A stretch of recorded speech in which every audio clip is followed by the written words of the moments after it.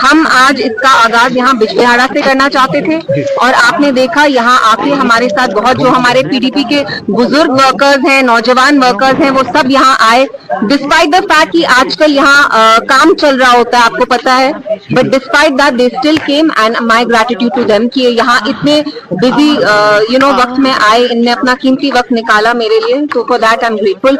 हम चाहते हैं कि पीडीपी हर एक घर में, हर एक मोहल्ले में, बिजबिहाड़ा में ही नहीं, अनंतनाग में ही नहीं, पूरे south Kashmir, north Kashmir, central Kashmir में जाए।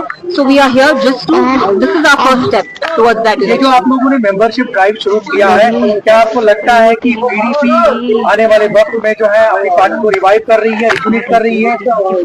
अगर पास के मुकाबले में देखिए, क्या वर्कर्स बढ़ रहे हैं या घट रहे हैं?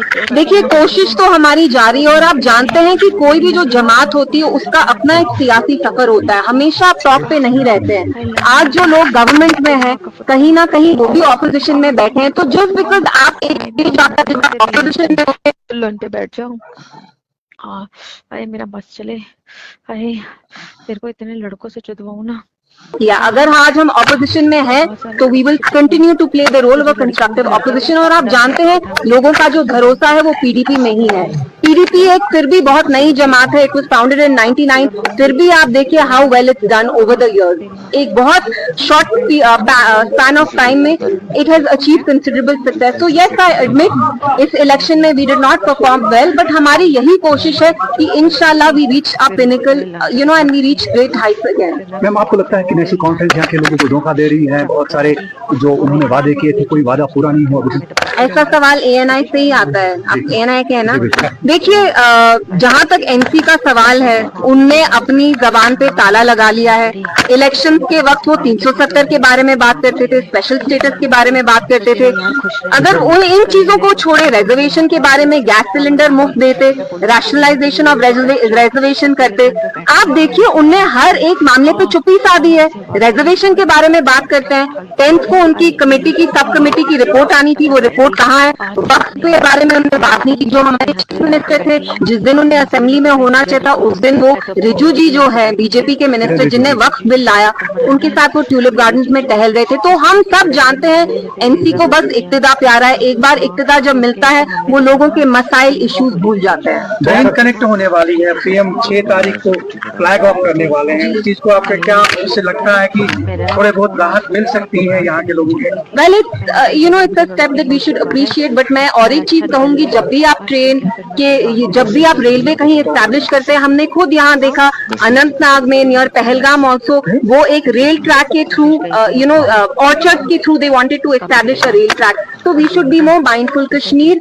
इकोलॉजिकली बहुत फ्रैजाइल है, but it is a welcome step. वो यहाँ आ रहे हैं, आई थिंक उनको पिछले महीने आना था, बट तब वो नहीं आ पाए, तो it's a welcome step. But ये जो ट्रेन शायद इनॉग्रेट हो रही है, उसका जो सफर है वो यहाँ के पैसेंजर्स के लिए बहुत इनकन्वीनियंट है, क्योंकि शायद उनको कटरा में उतर के उनकी कुछ सिक्योरिटी चेक वगैरह होती है, कुछ लॉन्ग डिले होता है वहाँ 2-3 घंटे का। So these are things that should be looked into. Kashmiri पंडितों के इश्यूज रेज किए हैं पीडीपी ने हाल ही में, जो एलजी से मुलाकात वगैरह, क्या आप समझती हैं कि उससे काफी बेनिफिट हो सकता है कम्युनिटीज को? बिल्कुल।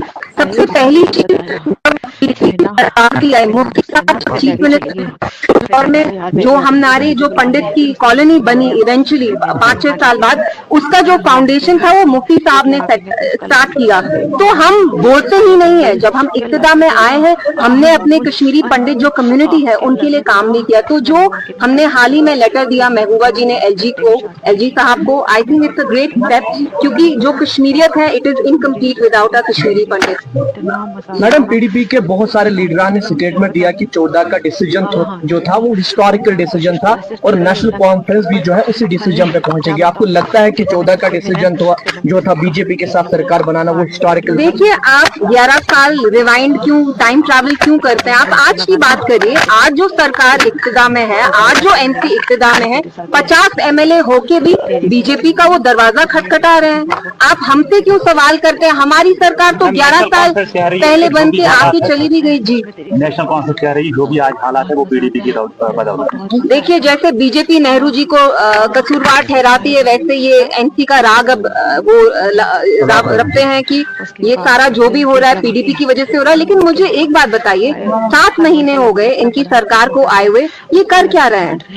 इनने वक्त को लेजिटिमाइज, रैशनलाइजेशन ऑफ रिजर्वेशन नहीं करते हैं, स्पेशल स्टेटस पे जो रेजोल्यूशन है वो पीडीपी के एमएलएज ने लाई, तो एनसी कहीं ना कहीं हमें स्केपगोट बना रही है, लेकिन वो भूल रहे हैं कि जो जम्मू कश्मीर की आवाम है इतनी भारी अक्सरियत से उनको लाया, कहीं ना कहीं they have to be held accountable. वो 11 साल क्या हुआ हमें जिम्मेवार नहीं ठहरा सकते इसके लिए।